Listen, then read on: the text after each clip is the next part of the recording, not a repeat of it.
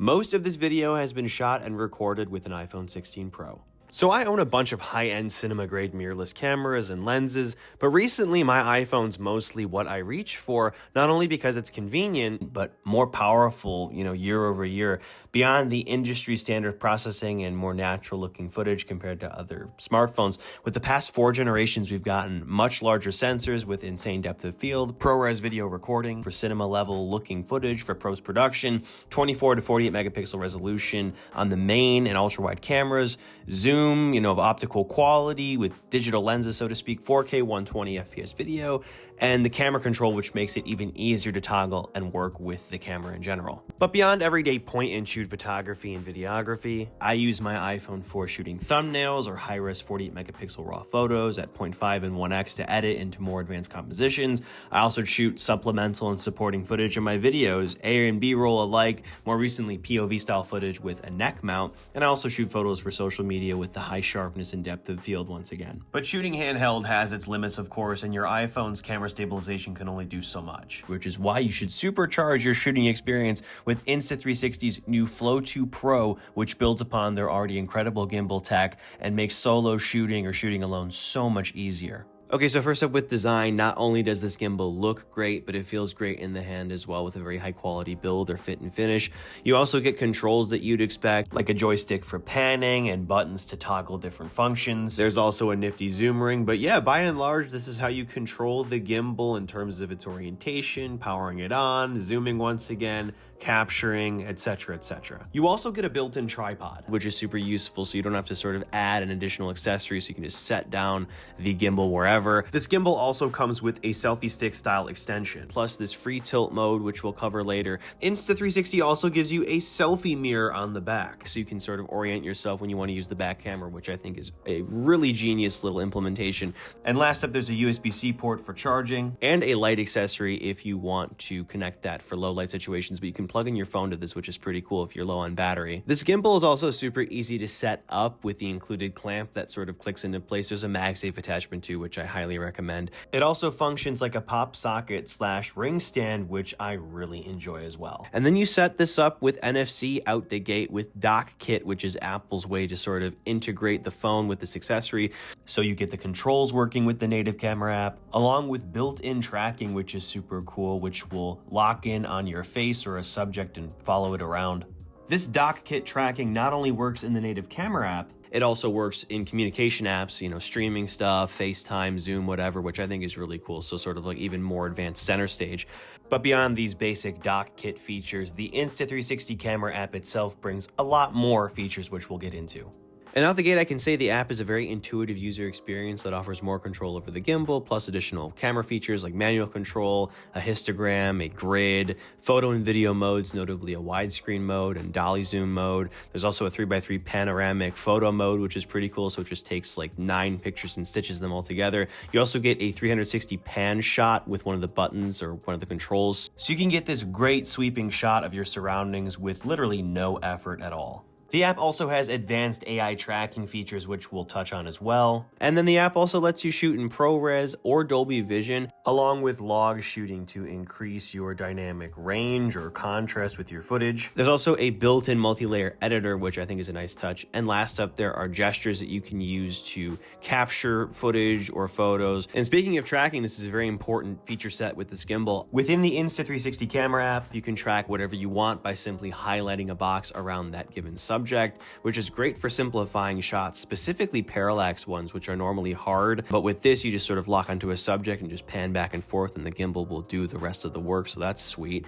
And then there's also this active zoom tracking for longer distance shooting, so I can track my cat running around the room without losing him. I also got some longer distance footage outside. I was going to shoot some clips of myself, but it's literally negative 75 degrees in Michigan right now, so I decided to be a pretend private investigator and track some cars, and it worked really well, even when zoomed up like 10 or 15x digitally. And then you can track not only yourself, but also multiple people as well. You just all have to kind of stay in the center and that'll work. And last up, the gimbal can track you in a 360-degree arc of motion, so it will not stop. If it hits a certain degree, it'll track you all the way around the room. You could walk in a circle and it would follow you the whole time. But beyond tracking though, if you remember that selfie stick extension mode that I showed you earlier, if you bend the ensemble 90 degrees, you can emulate really cool like movie style shots. So there's a crane shot, which is sort of up and down, sort of establishing, you know, whatever you want to call that. There's also tilt shots that you can toggle with the joystick,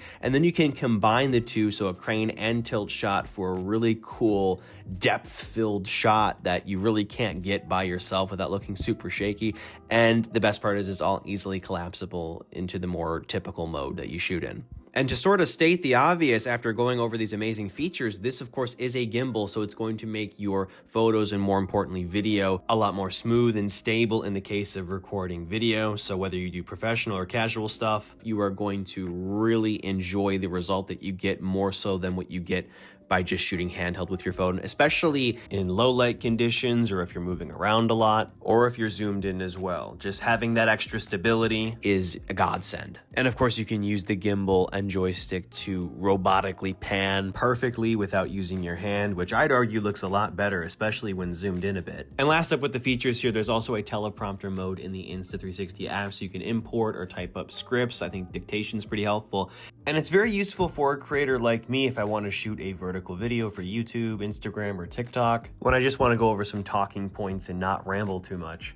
And last up, before I forget, there is remote control with your phone. All you do is just scan a QR code in app, and then you just go to this web page and you can literally control the camera and also the movement of the gimbal, which is super cool. And you can do that with your watch as well. And funnily enough, I think it works even better than Apple's own native watch camera remote toggle. It's a really great feature, especially again, if you're shooting alone like me. But beyond all the features I've discussed here, how do I use this ensemble in my iPhone content creation workflow? Well, again, I use the iPhone for supplemental shots for videos, especially on the go if I don't want to drag a camera out, especially for like vlog style stuff.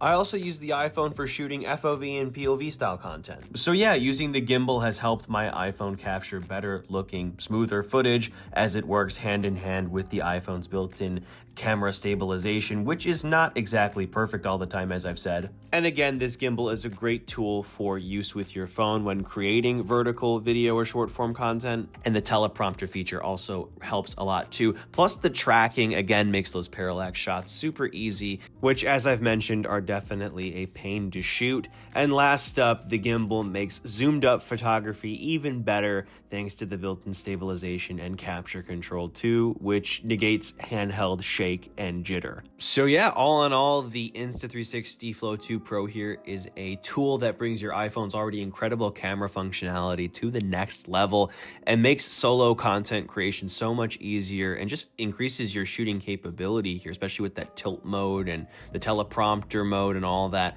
I'll leave a link in the video description. The first 32 buy one of these with my link will get a free MagSafe attachment, so definitely check this out if you're interested. And that about wraps things up here. I hope this video was fun and helpful. Again, this has been mostly shot and recorded with an iPhone 16 Pro. I'm so impressed with the camera and also audio quality too, which you've been hearing off of voice memos with the 16 Pro here, so food for thought. Anyway, that about wraps things up here. Again, my links to Insta360 are down below. Definitely check all of this out. And as always, I'm Noah, and I will catch you all in the next one.